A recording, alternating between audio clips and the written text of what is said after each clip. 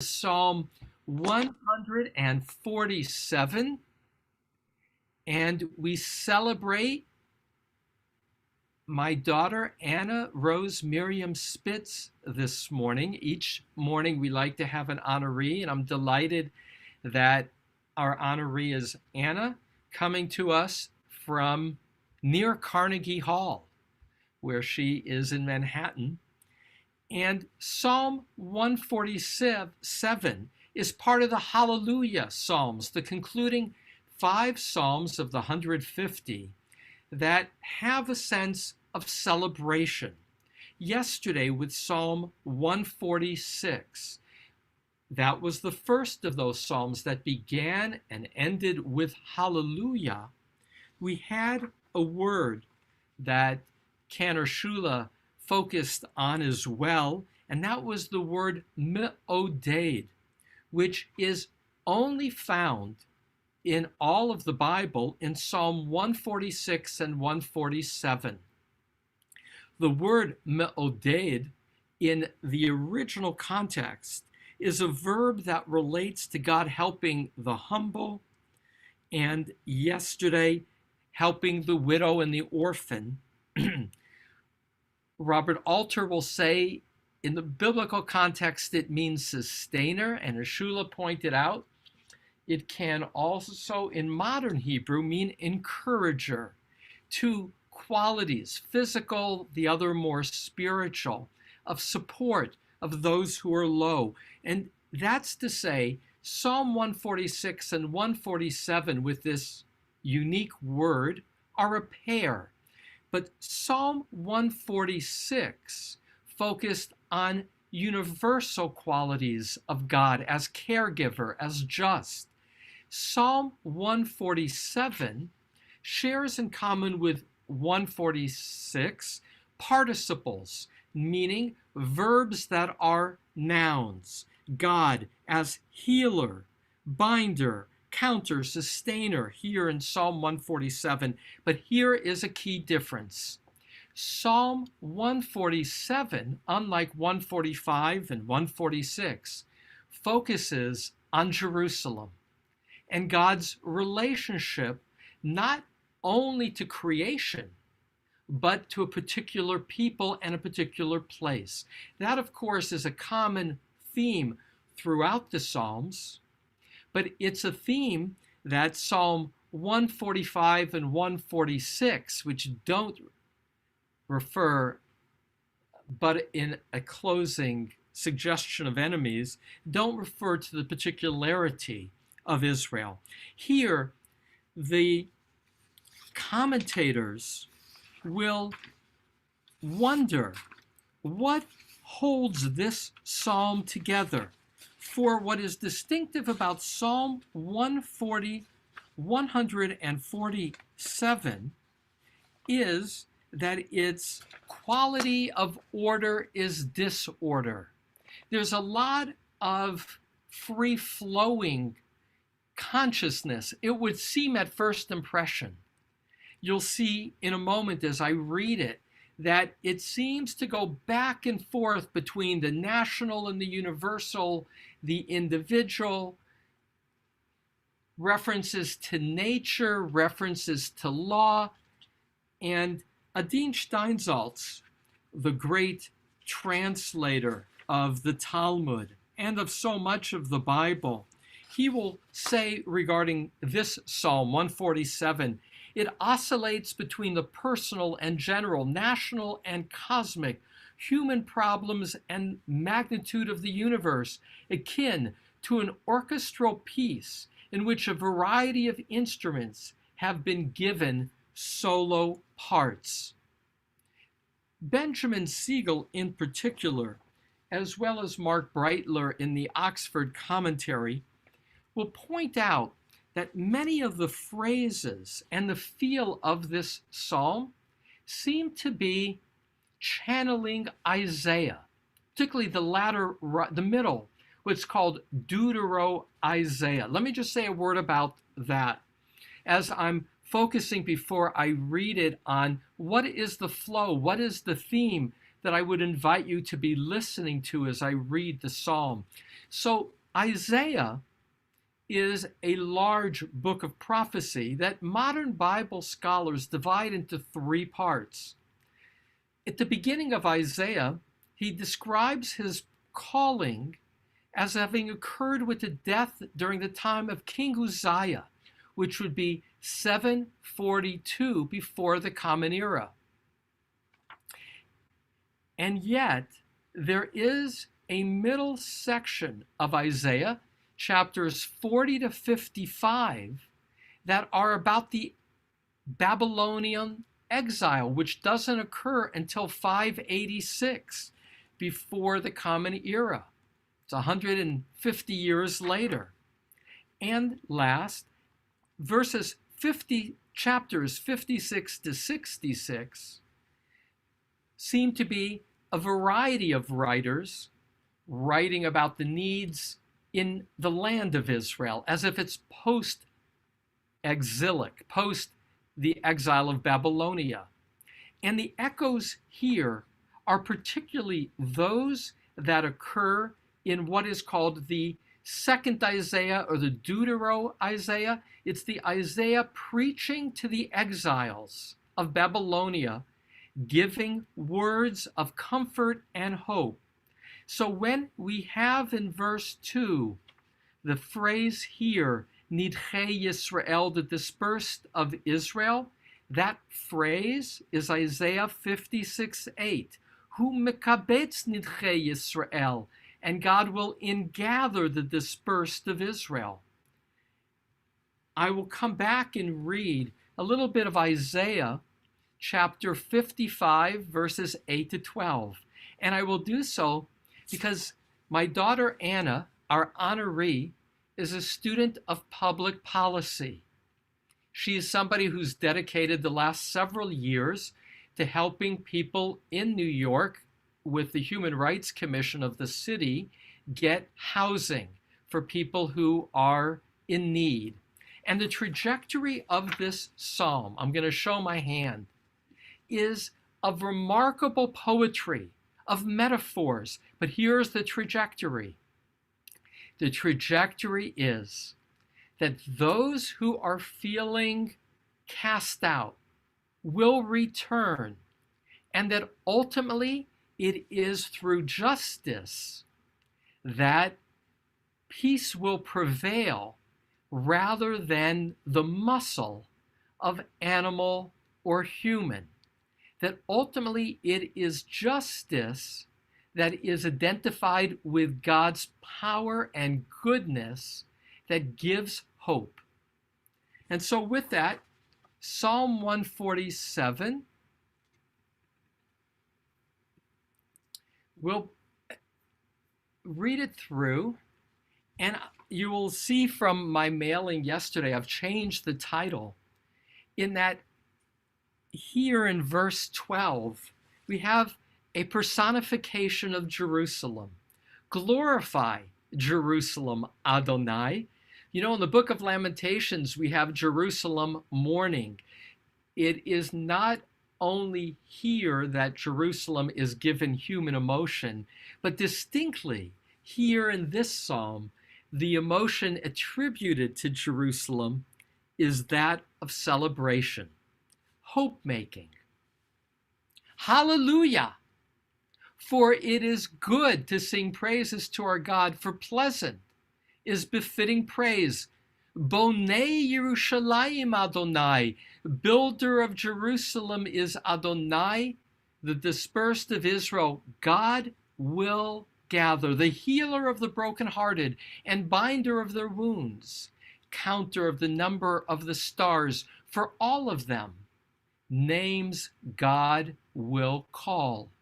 Great is our supreme and abundant in power. For God's understanding, there is no accounting. Sustainer of the humble is Adonai, overturner of the wicked down to the ground. Respond to Adonai with gratitude. Sing praises to our God with lyre. Coverer of the heavens with clouds, preparer of the earth with rain, springer of grass upon mountains, giver to cattle its food, to the offspring of a raven for which they call. Not in the might of the horse does God delight, nor in the thighs of a human does God desire. Adonai desires those who revere God and those who wait for God's kindness. Shabchi Yerushalayim et Adonai. Glorify Yerushalayim Adonai. Praise your God Zion, for God has made strong the bars of your gates. God has blessed your children in your midst. The placer of peace at your borders. With fat of wheat, God sates you, the sender of God's declarations upon earth. How swiftly run God's word. The giver of snow like wool, frost like ashes, God scatters. Caster of God's ice like crumbs. Before God's cold, who can stand? God sends forth God's word and melts them. God causes God's breath to blow, they flow as water. Disclosure of God's word to Jacob, God's statutes and God's laws to Israel.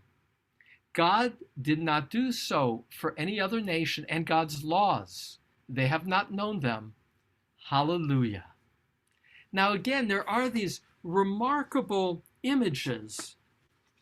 And this evening, 7 o'clock Eastern Time, 4 o'clock our time, I will interview my teacher and friend, Rabbi Martin Cohen, who wrote a commentary to Psalms, and he will speculate that the image here of the giver of snow like wool, frost like ashes God scatters.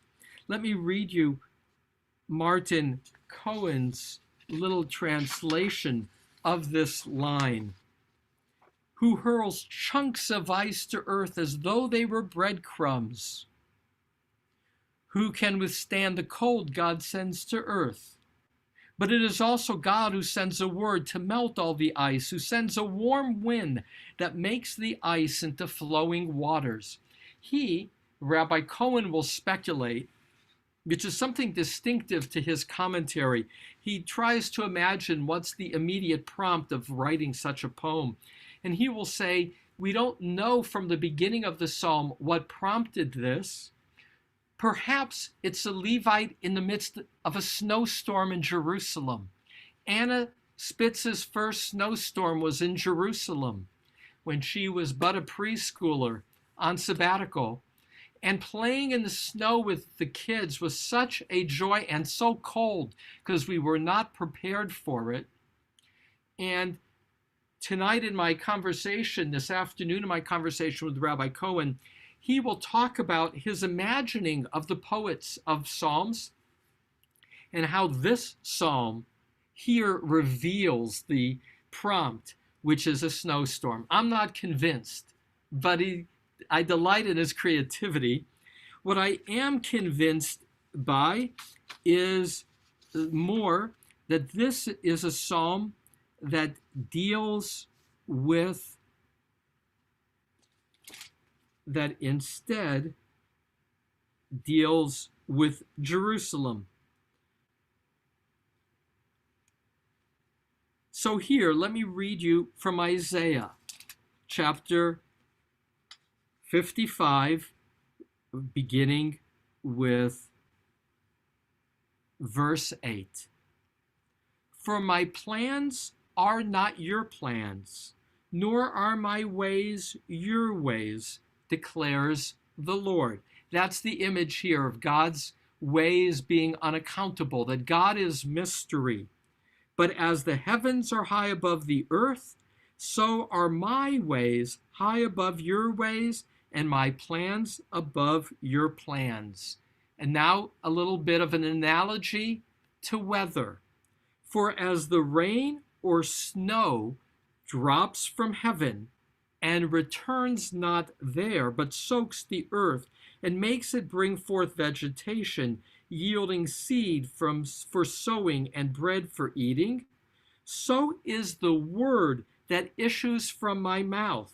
It does not come back to me unfulfilled, but performs what I purpose, achieves what I send it to do, which is the image of mixing God's word with nature. And so let me just show you some of the artistry of the psalm. Look at verse 18 and 19. Here is God's word in verse 18, Devaro, and God's word melts that which is cold. And the same word, Devarav, is now used for teaching, disclosure of God's word. And so here, God's speech impacts on nature and on morality. And what's profound in terms of the poetry is verses 16 to 18. Those same verses, consider this metaphor, and it's poetry. Here we're having snow become ice that becomes melted and becomes flowing waters, which is to say, 16 to 18 is using the image of transformation of water to convey how God's word and God's justice will transform. The giver of snow like wool. And you can see the image of wool. When a sheep is shorn, the wool falls to the ground and it's white. Back to the poetic imagery. Frost. Now that snow is getting hardened like ashes. God scatters. And now it's getting colder. Caster of God's ice like crumbs. Before God's cold, who can stand? That to me is poetic imagery about God is supreme over nature, using the image of ice and water. And surely the Levite has experienced cold in Jerusalem and even snow and ice. And precisely because it's unusual and chilling, there's this sense of, but wait, God's word, God's speech is warm. And when God comes to teach us, it melts that ice. It melts our suffering, our discomfort. God causes God's breath, and it's also translated as God's wind, to blow, and thereby melts the ice that then Yizlu Mayim flows as water. And in these few verses, this again is but the opportunity to share the purposeful writing of this poem. It is not discordant, except to be flowing, transformative, like from rain to ice to snow to water. Verse 16, the second half, Kafor ka'efer yifazer. Robert Alter, the great translator of Berkeley, refers to that phrase, quote, an alliterative jewel. And because in Hebrew, these verses, 16 to 18, are, listen to the, are constantly, even starting back, all the way back to 12, listen to the sounds. Yerushalayim will get echoed with shalom in verse 14. Verse 13, alliteration. Beirach, verse 13. Beirach banayich bikirbech. Verse 15, Eretz gets echoed with yarutz, land and running. In verse 16, it's actually four words that have an assonance. Kitsamer, kafor, ke'efer, yefazer. Verse 17, the wordplay of karcho, ice, karato, cold, karcho, karato, and last, which I pointed out, 18 and 19, the same word, divaro and divarav. And so what the poet has done with language and sound is create this quality of connectedness, and yet the words take on different meanings. The sounds do. There's a sense of motion, of God being involved in creation and active, personified with God's breath melting, and engaged as the builder of Jerusalem. That's the promise. Radak, Rabbi David Kimchi, the medieval commentator of Spain, will see this, now going to the beginning, as words, as I noted, it would have been for Deutero-Isaiah, to a people dispersed in Babylonia, longing for return. Bonei Yerushalayim, that's the opening image.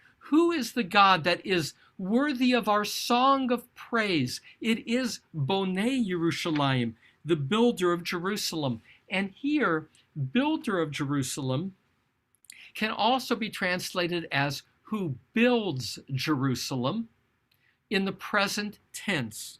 And the Hasidic master, the Sfad Emet, Yehuda Aryeh Leib Alter, of 1847 to 1905, Poland, the Gera Rebbe, he would say, why is this in the present tense, builder of Jerusalem? Because who's being addressed, he would say, not just God, but the people who are dispersed, referring to himself, pre-modern state of Israel. And he will say, we are the builders of Israel, because every time we do a mitzvah, we are accumulating merit that will reach a threshold that will enable the redemption. Healer of the broken heart, another image of God. My classmate and friend, David Wolpe, wrote a book called A Healer of Shattered Hearts.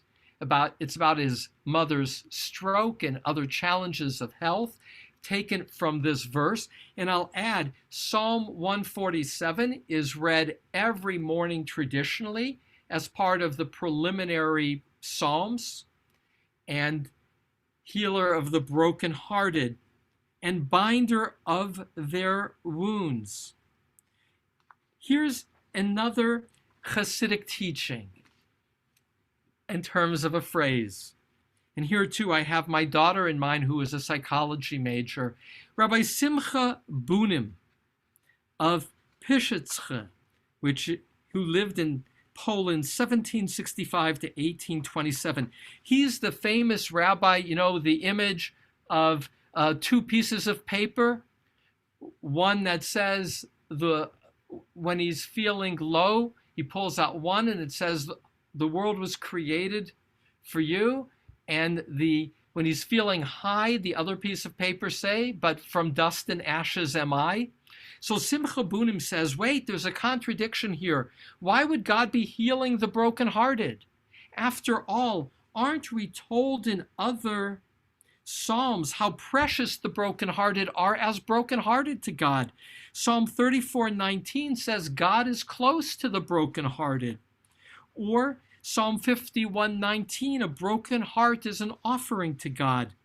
And Rabbi Simcha Bunim says in regard to Harofei Lish Vurei Lev, God is the healer of the brokenhearted, that a person must know that they have talent, and their talents are a gift from God. And when they fail to know their own power, their own goodness, it's a false modesty that can lead to self-deprecation and to self-abasement that needs healing. For to worship God, one must do so with joy. And so God is the healer of the brokenhearted. God welcomes humility, but knows that humility can become distorted. And so God is the healer of the brokenhearted and binder of the wounds. And back to Radak. Radak will say, this is in regard to the exiles. The exiles are feeling as if there is so much longing, such loss. But God, now the mixing of the image, God is the counter of the number of stars. For all of them, names God will call. Ibn Yahya, a 16th century Jewish commentator of Lisbon, will say, what's the connection to the exiles of verse 4? Because he too will see this as a psalm of exiles. He will say that just like God said to Abraham, Genesis 15:5, look up at the heavens and your descendants will be like the stars, which mean you as a human can't count them. But that doesn't mean I can't. And not only do I count every star, I give them names. And now I free associate to Antoinette de Saint-Exupéry's The Little Prince, that children's book, The Little Prince, which is when you give something a name, a flower or a star, it creates an identification, a relationship, a love. So God is saying, Ibn Achya, now back to Ibn Yahya, every Jew, no matter where he or she is exiled, no matter how far away, I take note. I count them. I give him or her a name. They are precious to me. Great is our supreme and abundant in power. For God's understanding, there is no accounting. And that again is the echo of Isaiah. Sustainer of the humble. Who is the humble? The exile. Overturner of the wicked down to the ground. But those who are wicked to you, who are cruel to you, they will ultimately fail. And that will lead to our singing with instruments. And hence, Psalm 147 is a hallelujah. It's a song, it's praise, it's confidence that God, who is the one who provides, does not delight in the might of the horse, verse 10, meaning the strength of the army, of the chariot horse, or the runner who feels he can outrun an opponent. Rather, God desires those who revere God, and God has that power. Therefore, Jerusalem, know they're coming home. Praise your God, Zion. For God has made strong the bars of your gates. Now, some commentators will say this is just after the return. That too is possible. I would tend to read it because of the Isaiah echoes as on the cusp of return, with experiencing the joy as if we have returned, building the hope. The sender of God's declarations upon earth, how swiftly runs God's word. And now back to the punchline.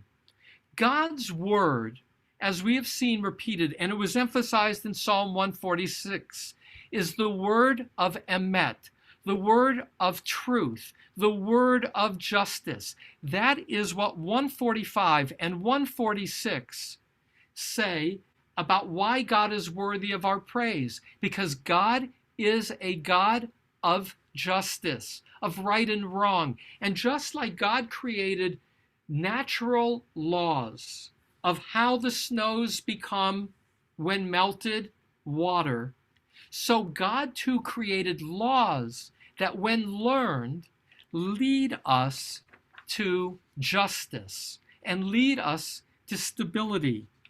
Now, the closing line, God did not do so for any other nation. What did God do? Give those laws, chukim u'mishpatim, as God has given to us.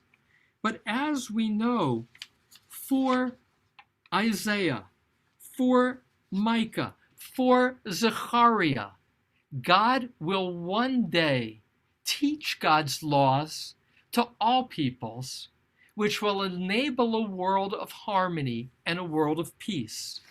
And indeed, Maimonides will comment that the description of that future time is presented here in that opening verse. Bonei Yerushalayim. One day, Maimonides will write, God will bring the people back, rebuild Jerusalem, and then bring back all the dispersed will first bring the Messiah, and then ultimately will create a world of order.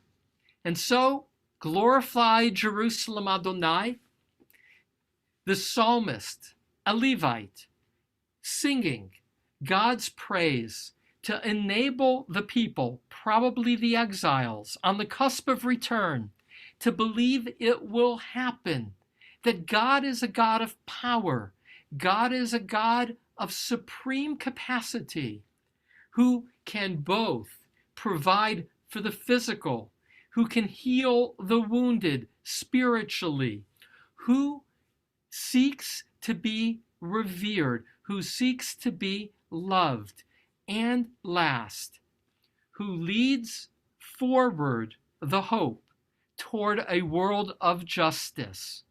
And so back to honoring Anna, who's engaged in seeking to build a world of justice. That theme is the theme that runs throughout all these psalms of hallelujahs, that we celebrate a world that is both beautiful, that underneath any brokenness has unity, and more, points us forward with hope to, in gathering as a particular people, and more, through God's word, through God's teaching, enables a world of justice, of order, and peace.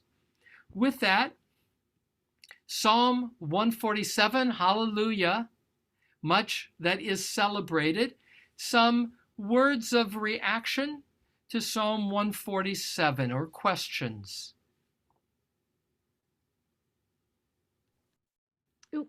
Go ahead, Deidre. I was going to say, I put this in the chat, but when I was reading through this the first time, I really like verse 17 because there are some translations that render that as hail.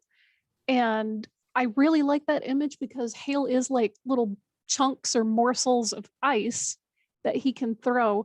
And it makes more visual sense to put that with, who can stand. If he's throwing chunks of ice, who can stand? And if you've ever been through a hailstorm, it's the worst, Yeah, lots of damage. So let me build on your insight, Deidre, and I'll pull it up so everyone can see what Deidre is referring to. So caster of God's ice, kerach in modern Hebrew is ice. But as Deidre says, what does it mean to cast ice? It's to throw hail. So it's a hailstorm. And there can be hailstorms. And as Deidre says, that is remarkably, cold, but more, you can get hurt by a big ball of ice. And as the quote that I read of Martin Cohen, his use of it was, who hurls chunks of ice to earth as though they were breadcrumbs. And here's another piece I love. So one is to, again, honor Deidre's insight that visually what's happening here is a hailstorm. But God, who is the creator, there's the mixing of nature with pot. Rashi will point out that the root of kifitim is the word pot, and pot is a piece of bread. Hence, it gets translated like crumbs, which is to say, this poet is kind of, actively using his imagination, and that it is God who has power over bread, over our feeling of nourishment. And so there's this, again, complex metaphor of ice and bread, sustainer and danger. Other reactions to Psalm 147, Cantor Shula? Verse 3, very often we see in the Psalms, if a verse has two lines, they very often are parallel, just using different words. And I kind of would have translated it a little bit differently. The healer of the brokenhearted, yes, but le'atzvotam, I would have gone to the word etzev, which is sadness, Mhm. and would have made it a parallel to the first part, and the one who binds their sadnesses. So this is just a parallel expression in the poetry, I feel. So let me pull that up again and point out that, as Shula notes, the structure here is a parallel with the second half amplifying or commenting on the first half. And la'atzvotam, that last word, I translate as their wounds, but etzev can mean nerves, it can mean sorrows, often translated as binder of their sorrows, which is the way that Shula has translated it. And it can be both physical and it can be emotional, just like brokenhearted can suggest something physical, but we know it's referring to something emotional. And so I see the merit, Shula, of you saying better in terms of brokenhearted, lishvurei lev, would be binder of their sorrows. Well said, and I may make that change. Thank you. So any last comments? Alex, go ahead. I was just thinking of a compromise for that Tom, maybe traumas. Yeah. So even to use a stronger word, remember we started these psalms, with those who were unable to sing by the rivers of Babylon in a foreign land. There is such a sense of a crushed spirit, and therefore, as we're dealing with trauma of exile, you can amplify it, because etzev, again, is also the word for nerves in modern Hebrew. And so there's a sense of the traumatized. Yeah, those whose nerves are shattered, to go with the healer of shattered hearts, shattered nerves. That's there as well. Anything else to add? And if not, let me pull some of this together and give my daughter a word as well to contribute. And that is, this is a psalm of hallelujahs. At the beginning and the end, it's part of those 5 concluding psalms. And as I keep reminding myself, these final 5 psalms are the lingering feel of this entire work of poems. 4 o'clock today, my friend, I prepared with Martin Cohen, and yesterday for our conversation at 4 o'clock today, and Martin emphasized that Psalms were not all sung necessarily publicly. Remember Psalm 88 that ends with the word darkness? It's not something you'd be singing out loud. It's even beyond the blues. It's just bleak. These are a collection of reflection. And it's really only at the end that you keep hearing this word hallelujah and tehillah, praise, which is the closing feel that the editor sought to convey, that these closing psalms are psalms of celebration, in this case, echoing a prophet who preached to the dispersed the promise of a return. Umekabetz nidchei Yisrael, Isaiah 56:8. God will gather the dispersed of Israel. And here, what is conveyed is the power of God over nature, is the power of God in history, but more. It is God's word that melts the ice. It is God's declaration of justice that will not only bring the people back to the land, but will provide sustainability of unity and possibility of a larger peace. With that, my peacemaker, Anna, any concluding thoughts as we dedicate our learning today to you? Yes, thank you. I wanted to add a sort of different direction in something that I noticed in the psalm. so it looked to me also disorganized at first, but I actually see a structure in that the first line, the middle line, number 12, and the last line are about how we should respond to God, how we should praise God. And the middle part is sort of showing its work. This is why God does X, Y, and Z.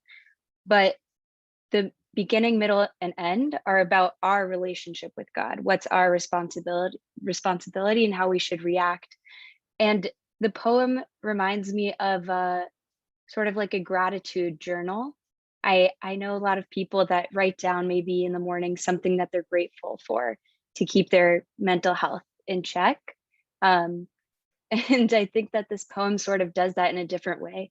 It kind of reminds you of specific things to keep your relationship and connection with God at a high level. So I found, I haven't looked at all the rest of the Psalms, but this one definitely looks like a gratitude journal to me. So I think it's beautiful, and it is structured and reminding us why we should return to God. So, And I want to say that I'll save my thank you after. no, say it now. Go ahead, keep going. I just wanted to also say thank you for the honor of this class. I think it's amazing that over a year after COVID started and this started, there were over 20 people tuned into this Zoom room, and it really is a virtual community.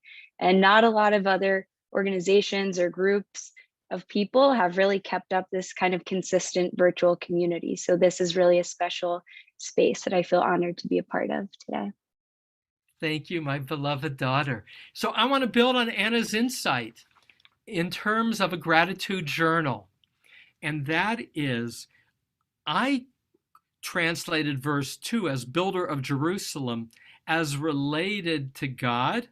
And that middle verse, glorify Jerusalem Adonai, and the close of disclosure of God's word. But there are commentators that I didn't mention and Anna intuitively identified with that I mentioned. The builder of Jerusalem, the Hasidic teaching is, who is that referring to? That's the exiles. When they do acts of goodness, they are building up the merits that will allow for the return.